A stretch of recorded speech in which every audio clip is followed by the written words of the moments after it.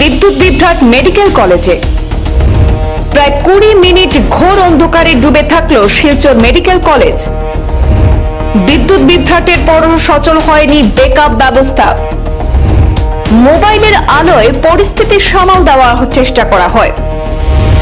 আতঙ্ক ছড়ায় রোগী এবং পরিজনদের মধ্যে। উঠছে হাসপাতালের পরিকাঠামো নিয়ে বড়সড় প্রশ্ন।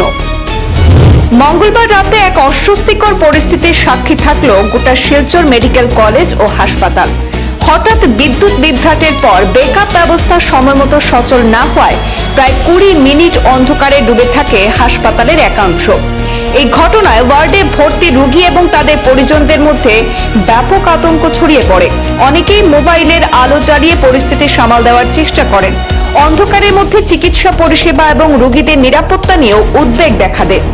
রোগীর আত্মীয়দের অভিযোগ, একটি গুরুত্বপূর্ণ সরকারি হাসপাতালে দীর্ঘ সময় বিকল্প বিদ্যুৎ ব্যবস্থা অচল থাকা অত্যন্ত উদ্বেগজনক। এই ঘটনাকে কেন্দ্র করে হাসপাতালের পরিকাঠামো এবং জরুরি পরিষেবা ব্যবস্থা নিয়ে নানা প্রশ্ন উঠতে শুরু করেছে। ঘটনার পর স্থানীয় মহলে ব্যাপক প্রতিক্রিয়া দেখা দিয়েছে। ভবিষ্যতে এমন পরিস্থিতি এড়াতে প্রয়োজনীয় ব্যবস্থা গ্রহণের দাবি উঠেছে বিভিন্ন মহল থেকে। ডেড বডি নেওয়াতে ইসলাম কারেন্ট গেছে প্রায় 15 মিনিট হয়ে গেছে। এখন পর্যন্ত মেডিকেলের যে জানাটার তেল নাই আমরা খবর পাইছি। অত্যন্ত নিন্দনীয় এবং দুঃখজনক।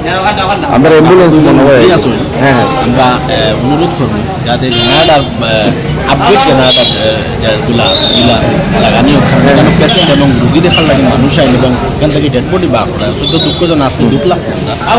ধন্যবাদ।